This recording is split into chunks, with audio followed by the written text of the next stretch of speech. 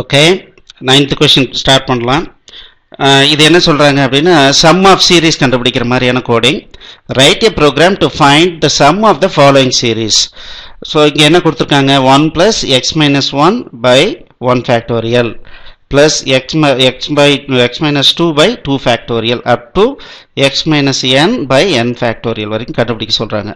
So இப்போ பார்த்தீங்கன்னா இந்த சீக்வன்ஸில் சரி, ஃபார் எக்ஸாம்பிள் 2 வேல்யூ நமக்கு கிடைச்சிரும். எக்ஸ் வேல்யூ ஒன்று கிடைச்சிரும், என் வேல்யூ ஒன்று கிடைச்சிரும். ஒரு எக்ஸாம்பிளுக்கு எக்ஸோட வேல்யூ 10ன்னு வச்சுக்கோங்க, என்னோட வேல்யூ ஒரு 6ன்னு வச்சுக்கோங்க. ஸோ நம்ம என்ன பண்ணோம், 1 + x - 1 / 1 factorial plus x - 2 / 2 factorial plus x - 3 / 3 factorial plus x - 4 / 4 factorial plus x - 5 / 5 factorial plus x - 6 / 6 factorial. இது கண்டுபிடிக்கணும். ஸோ இதில் இம்பார்ட்டன்ட் மேட்டர் என்னென்னா ரொம்ப சிம்பிள். இது பார்த்தீங்கன்னா சம் ஆஃப் சீரீஸ், அப்படியே சம் பண்ணிக்கிட்டே வர வேண்டியது தான்.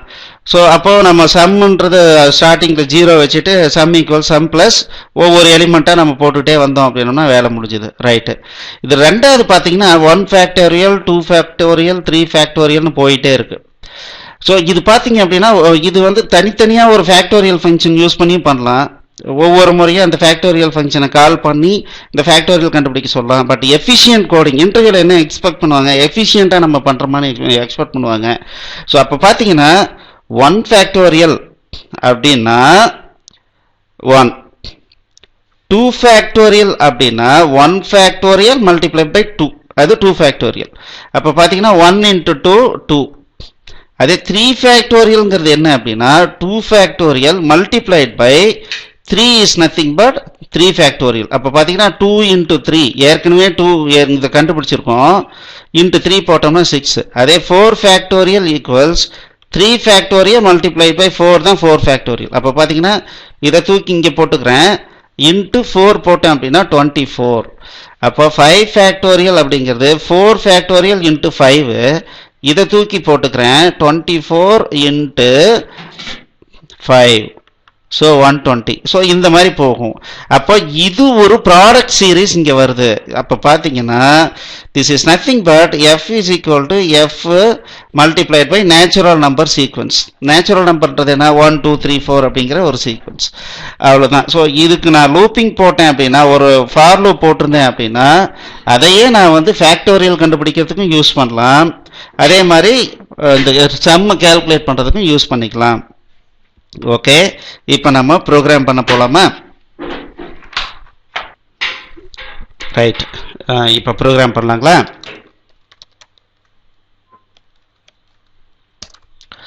இப்போ நான் என்ன வச்சுக்கிறேன்னா, say decimal float x equals 1 point say 10 point some number double result equals 1 into n value ஒரு 5 இல்லை 7. ஓகே, இப்போ லூப்பிங் பண்ணணும், நேச்சுரல் நம்பர் சீக்வன்ஸ் நான் கிரியேட் பண்ணணும். ஸோ அதுக்கு ஒரு வேரியபிள் வச்சுக்கிறேன், ஃபார் i ஈக்குவல்ஸ் 1லேருந்து i <= n. ஸோ இப்போ பார்த்தீங்கன்னா ஸோ 1ல் இருந்து n வரைக்கும் நான் ஒரு நேச்சுரல் நம்பர் சீக்வன்ஸ் கிரியேட் பண்ணோம். அதுக்கு நான் ஃபார் லூப் யூஸ் பண்ணிக்கிறேன், i++. அவ்வளோதான். இது போட்டோம் அப்படின்னாமே நேச்சுரல் நம்பர் சீக்வன்ஸ் நமக்கு கிடைச்சிரும். நான் எடுத்த உடனே என்ன பண்ணுறேன், இந்த ஃபஸ்ட்டு டேர்ம்னுடைய வேல்யூ 1ன்னு இருக்கு இல்லைங்களா, இந்த டேர்ம்னுடைய வேல்யூவை நான் ரிசல்ட்டில் ஸ்டோர் பண்ணிக்கிட்டேன். ஓகே, இப்போது ரிசல்ட் ஈக்குவல்ஸ் ரிசல்ட் ப்ளஸ் ஒரு ஃபேக்டோரியலை வந்து மல்டிப்ளை பண்ணிகிட்டே போகிறதுக்கு நான் ஒரு வேரியபிள் வைக்கணும். நான் அதை வந்து லாங்காக வச்சுக்கிறேன், லாங் f = 1ன்னு வச்சுக்கிறேன். ஸோ அப்போ என்ன பண்ணுறேன், f equals say x minus current value. பாருங்கள், x minus current natural number இல்லையா. So current natural number, so natural number sequence divided by factorial value. So first time la 1 factorial, that is nothing but 1, அதை நான் போட்டு sum பண்ணிக்கிறேன். ஓகேவா? அடுத்த டேர்முக்கு f equals f multiplied by, அப்போ இதை தூக்கி நான் முன்னாலே போட்டுக்கிறேன். ஃபேக்டோரியல்ன்றது f equals f into first factorial கண்டுபிடிச்சிட்டு அதை டிவிஷனுக்கு நான் யூஸ் பண்ணிக்கிறேன். அவ்வளோதாங்க, வேலை முடிஞ்சுது. ஸோ இதை விட்டு வெளியே வரும்போது printf percentage point f 2f ரிசல்ட்டை டிஸ்பிளே பண்ணுறேன்.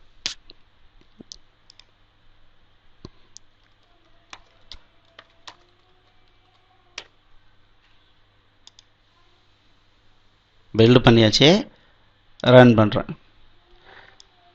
ஸோ 16.13 அவ்வளோதான். ஸோ இது என்ன ஆச்சு, ஒவ்வொரு டேர்ம்லையும் என்ன வந்துச்சுன்றதையும் நம்ம வேணால் செக் பண்ணிக்கலாம்.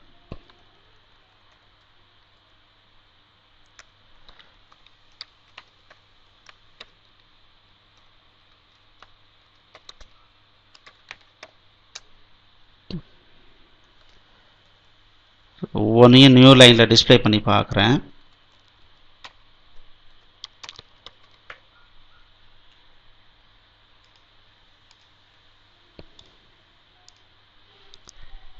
ஸோ ஃபஸ்ட்டு டேர்மில் பார்த்தீங்கன்னா 9.39 இருந்தது. அதுக்கப்புறம் அடுத்த டேர்ம் பார்த்தீங்கன்னா 4.19. ஏன்னா ரெண்டால் டிவைட் பண்ணும்போது என்ன ஆகும், 4.19 வரும். அதுக்கப்புறம் கம்மியாகிட்டே போயிட்டே இருக்கும். ஓகே, ஸோ அப்போ பார்த்தீங்கன்னா ஸோ 16.13ங்கிறது ரிசல்ட். அவ்வளோதான். ஸோ இந்த ப்ரோக்ராம் உங்களுக்கு புரிஞ்சிருக்கும்னு நினைக்கிறேன். ஸோ கான்செப்டை புரிஞ்சிட்டிங்கன்னா இங்கே எவ்வளோ பெரிய சம் ஆஃப் சீரீஸ் எதுவாக இருந்தாலும் நமக்கு ப்ரோக்ராம் ரொம்ப ஈஸி தான். ஸோ இந்த கான்செப்டை பேஸ் பண்ணிவிட்டு மனசில் வச்சுக்கிட்டு நீங்கள் ப்ரோக்ராம் பண்ணுங்கள். So after successfully completing the coding you go to the next program. Thank you.